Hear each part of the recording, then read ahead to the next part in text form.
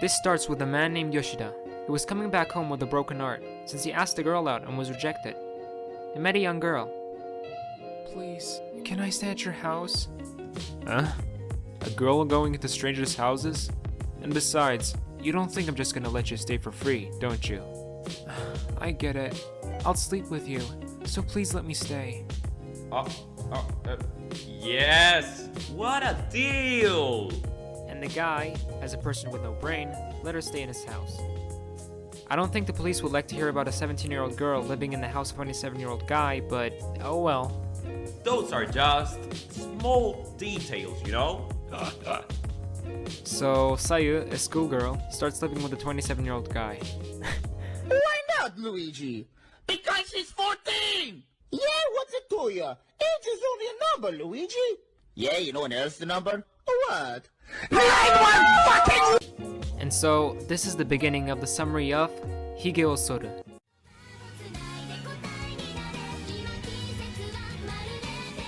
No, Yoni. Sayu had a tragic past, in which the good days had become just days, as she had run away from her house and school. And now, in order to survive, she would sell her body Too many perverted men. to have a place to stay for the night. But Yoshida, our protagonist, would not be like the other men, like the other miserable pieces of garbage.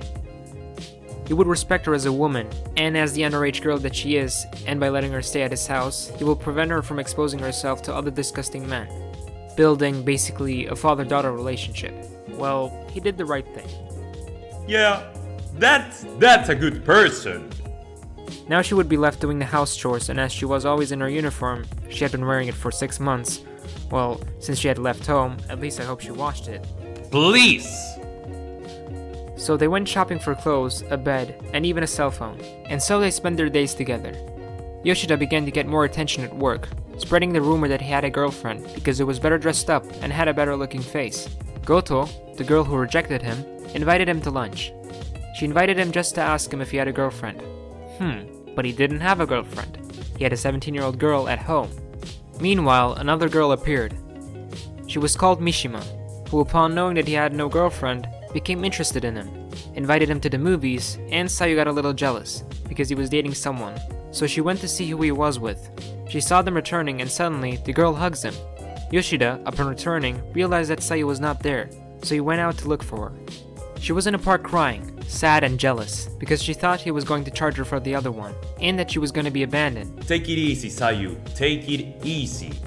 Suddenly, she meets, and after talking for a while, Yoshida appears, and she gets into a little trouble. Because I don't think it's so easy to explain why you are living with an underage girl who you have no relationship with. But in the end, she manages to understand. Now Goto invited him to dinner again. Basically, she didn't want him to be with her, nor with others. Yoshida, confused, asked her why she was so interested in his life. I get along with whoever, and also you. But the thing is, I like you. What? I thought you had a boyfriend, and you had been together for 5 years. 5 years. You're joking. Stop playing with my feelings. I definitely don't understand anything about women. It's true. Oh, so it's true. In that case, would you sleep with me? Will drop. It's the mind-boggling. Okay, he's going straight to the point. And he brings her home. Wait, what? Like, bring her home? There's a girl in your house. What is going on? Although in reality, Goto went to visit Sayu, yep, he ended up telling her that he had an underage girl in his house.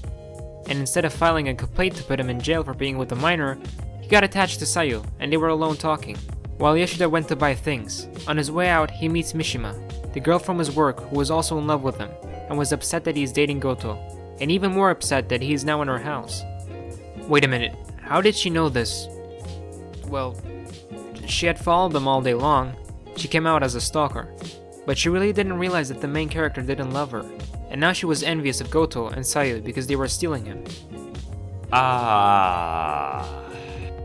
But not everything would be happiness for Yoshida, nor for Sayu, because in her work, Sayu, she met with, how do I say this, a former client, with the guy who was in exchange for a place to stay, if you understand. basically, a piece of trash.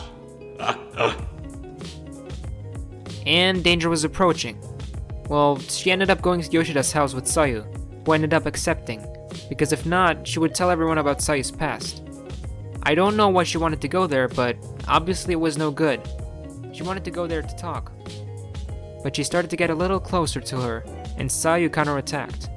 But he threw himself against her, and it was her end. Yeah, to talk, right? To talk, right? To talk. Unless he comes just in time to save her. Oh yes, I love you, Yoshida. Another day, Mishima wanted to ask for the protagonist's phone number, and ended up proposing. Yes, she did. Just like that, with the I like you and everything. But evidently, the protagonist didn't even think about her.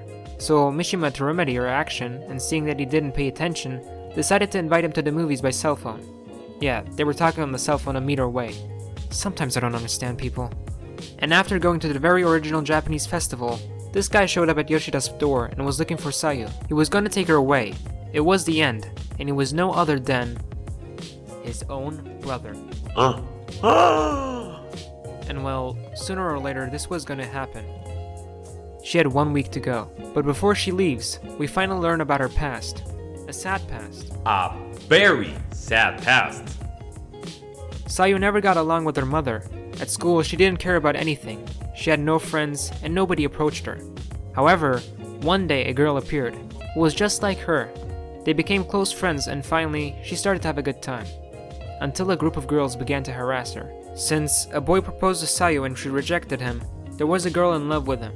But the interesting thing is that they were not attacking Sayu, but her friend took everything and had nothing to do in that situation. And to make a long story short, things reached a point she couldn't take it anymore.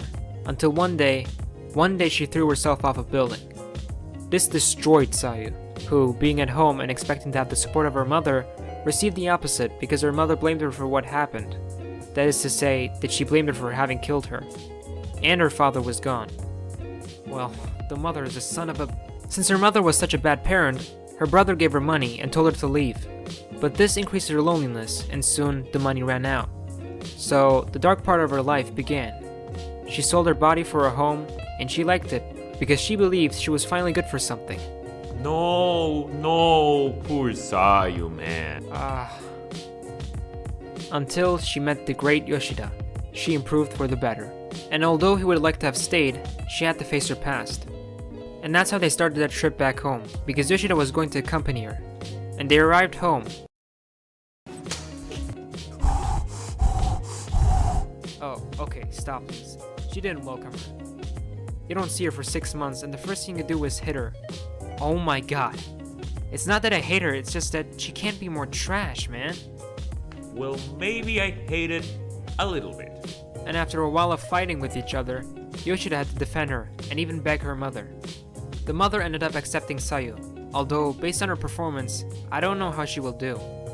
And that's how their 6-month relationship between a 17-year-old girl and a 27-year-old boy ended. Although Sayu, when saying goodbye, ended up confessing her love for him, and they ended up agreeing that when they grew up, they would meet again.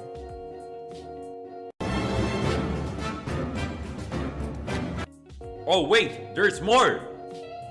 And so, a few years passed. Goto, Mishima, and even the one at the supermarket kept fighting over Yoshida.